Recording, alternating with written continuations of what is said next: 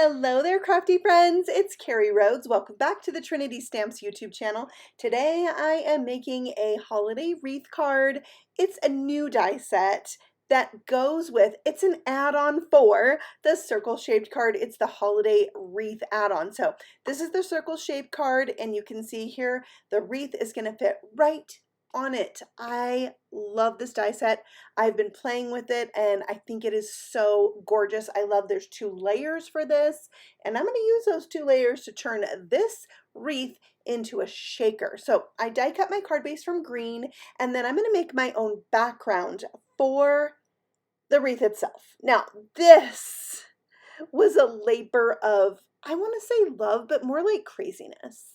I started with ink smooshing. I've been really into that lately, and it really took a turn. Like what you're seeing now is really not even going to show up pretty much at all in the final background. So I used some Distress Oxide spray there in Rustic Wilderness, I believe, and then I'm going to heat that up, heat set it. I will add in some Distress Oxide spray in Salvaged Patina and Mustard Seed. I thought these two would mix together, make some greens. I ended up having a ton of yellow on there. I just am having fun, and that's why I love making backgrounds so much. It makes me feel like an artist, and I just play and play and play. And one of my mottos is just keep going. Like, if you're thinking this is not great, sometimes you have to just keep going. But then also today I was like, there's also something to be said for know when to stop.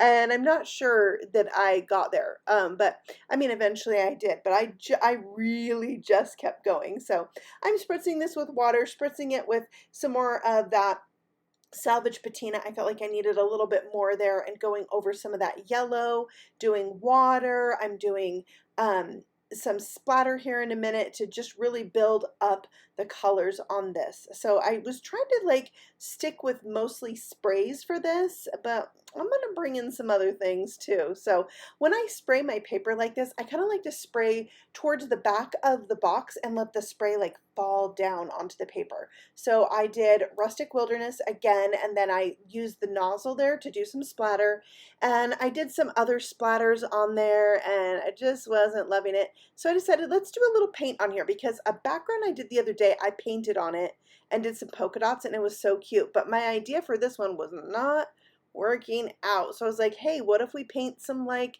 branches on here? And it just went crazy. It's it's so weird looking. So I had to keep going. Remember my motto, just keep going. I'm just using acrylic paint here, and I thought like a scratchy little brush could help give me the look of like the branches of a pine tree. So that's what I'm doing. That's what I'm attempting here. I know it looks crazy. It looks ridiculous right there.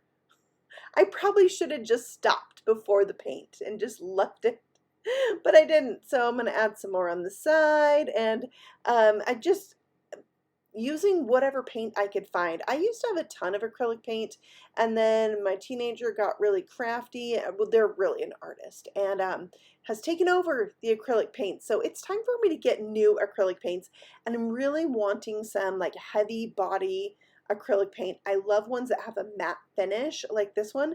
So if you have any good recommendations on that, let me know, because I really like to use them for gel press printing, and I haven't done that in a while, mostly because my paints are missing. They're not even in the craft room anymore. All right, so now I'm going to come in with a lighter color and a smaller brush, and maybe just try to add in some details. I'm kind of doing a dry brush here, so I don't have a lot of water, and I'm just trying to use the brush to kind of spread that paint out to make it kind of look like pine needle bristles. Bristles?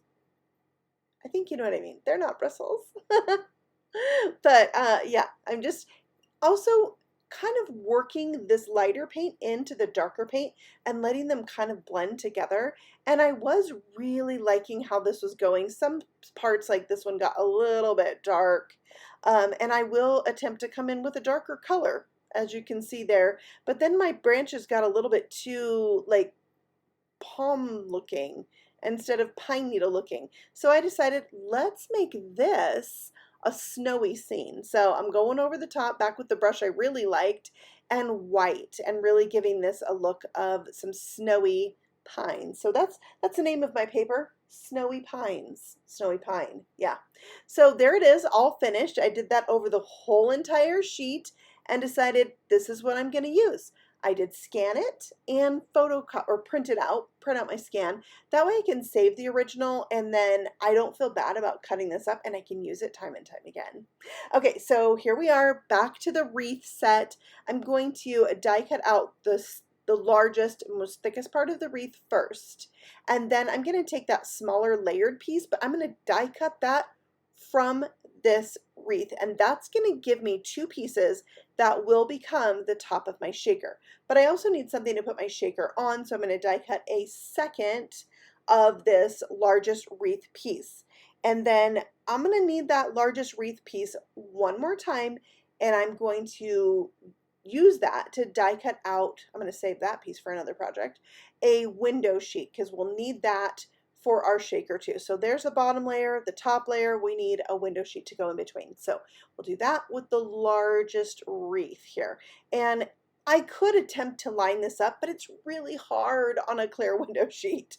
So I'm going to cut away the excess parts here and make this just a hair smaller than my shaker panels are, and that way I know it's going to fit and it's not going to show, except some of it does show, but that's just user error, and a clear thing is hard to see, so it's going to work out fine though.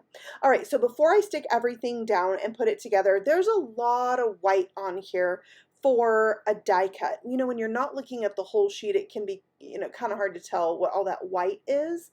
So I decided to go around this with my Rustic Wilderness Distress ink and a shading Sidekick brush, these new brushes, and look how gorgeous that dark green edge looks. It's so good. Now I don't want to waste any of this green yummy ink on my mat, and I do have a lot of white on this panel, so I decided to give it a little bit of a splatter, and I don't know, it just adds to the effect. I like it, so I do it. All right, so now I'm bringing back those two wonky, weird pieces that are going to become the frame of my shaker. So this one will go on the outer edge, the smaller one's going to go on that inner piece. I did use liquid glue, and that was nice because then I could scoot it a little bit when I needed to. And then this piece right here is going to go in the center. So it's kind of like a donut. It's like a wreath donut because the circle shaped card actually comes with dies. You can turn this into a donut. So that's why I say that. All right, I have some foam strips here. I'm going to go all the way around both of these circles to create a reservoir for my shaker. And you could do this same exact thing with a donut. You could make a donut shaker like this. So here we go, adding on those foam strips, making sure that the ends touch on all the places to complete my shaker. And once we have that, it's time to put in some confetti. This confetti mix comes already mixed with the red and the green, but if you like confetti things like this, they're great for shakers. Trinity Stamps has them in like every single solitary color known to mankind, and in different finishes: matte, iridescent, pearl, all the things, all of them, clear. So you can find so many things for shakers if you visit the Trinity Stamp shop. Now when you put this backing on, you could totally line this up with the ring that's already there, but I kind of liked it offset to give it like a fuller, fluffier look. So that's what I did, and there's my shaker. I'm loving it. I think it turned out so cool.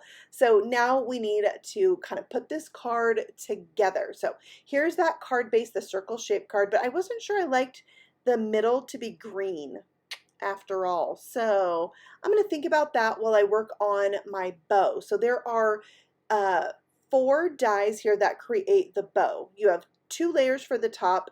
You have a piece that cuts out the 2 end pieces to the bow, and then a centerpiece. I wanted to decorate my bow with some greenery, which there are super cute greenery pieces in this die set, like these little pine bows and holly and berries. If you put holly in a die set, I'm going to need it. I love all things holly, and berries. I want to put that on all my Christmas things, all of them. I just love it.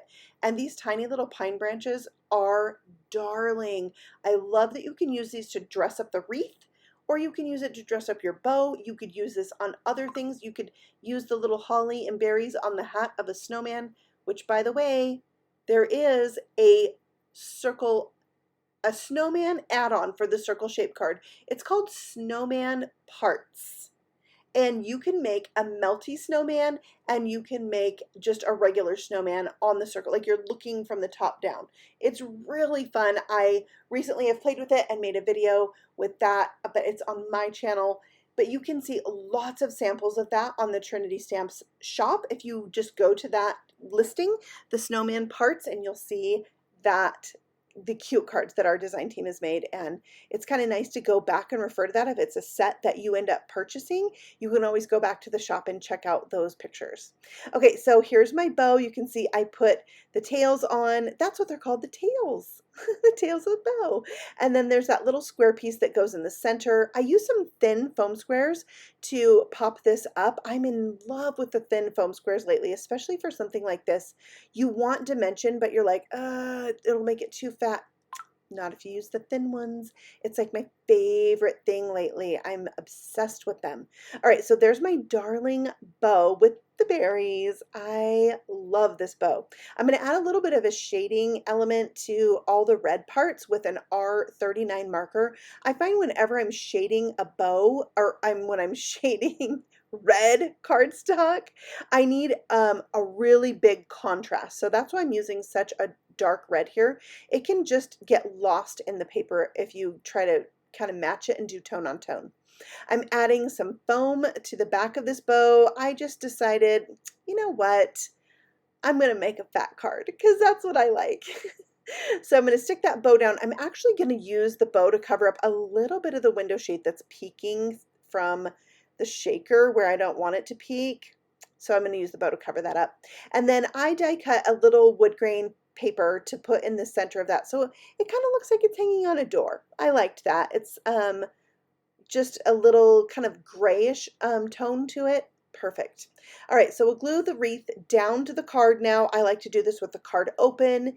Gives me a little sense of where I'm going because the wreath will cover up the outer edge of this. Put that bow onto the wreath, but what I was not liking is that the white foam tape on the edge. So I'm going to do something about that in a minute. But there is this other die. My fingers are so dirty from all the inking and painting I did. This other die is great for decorating your wreath. I die cut that 3 times, so it gave me 9 little baubles or ornaments to add to my wreath, and I used some glitter craft foam to do that. So I've got a little bit of dimension there. I've got the glitter, and it just really adds to the fun look of this wreath. So I'm really happy with how it turned out, even though I worked on that background forever. Okay, this is what I decided to do for that foam that's showing around the edge of my card, is just to take a dark green Copic marker and color the edge of it. And I also colored the back of the wreath pieces just because I got some ink on them, and I was like, yeah, when you look at this card from the back, you don't want to see white wreath. So I did that, and I really think it elevated the card to have that colored. So glad I did it. And for a finishing touch on the outside of the card, I'm going to put some glossy accents on those berries, which will help them stand out against the red of the bow. For the inside, we have a new stamp that is for the circle shaped card, and it is so scripty, so beautiful. Flourished Christmas is what it's called, and it fits inside your circle shaped cards perfectly. So I'm going to bring out the Rustic Wilderness. Although Distress ink isn't the best for stamping, it can be a little blotchy. We've got the Misty, and that allows me to stamp this as many times as I want to stamp it. So that's what I did, and it's gorgeous. I'm going to die cut this out with a circle die that's going to be just a hair smaller than the actual card itself. I'm going to stick that in a couple minutes once my berries are dry, and that is my completed card. I think it is so pretty. If you want to see more of this wreath, there is another video on here by Miss Carrie, not to be confused with myself. She made a gorgeous wreath out of it. So be sure to check out the Trinity Stamps channel, and if you're new here, subscribe. And we have projects all the time on our Instagram and our Facebook and our blog. So come find us on all the socials, and we'll see you very soon with more paper crafting. Happy stamping. Bye.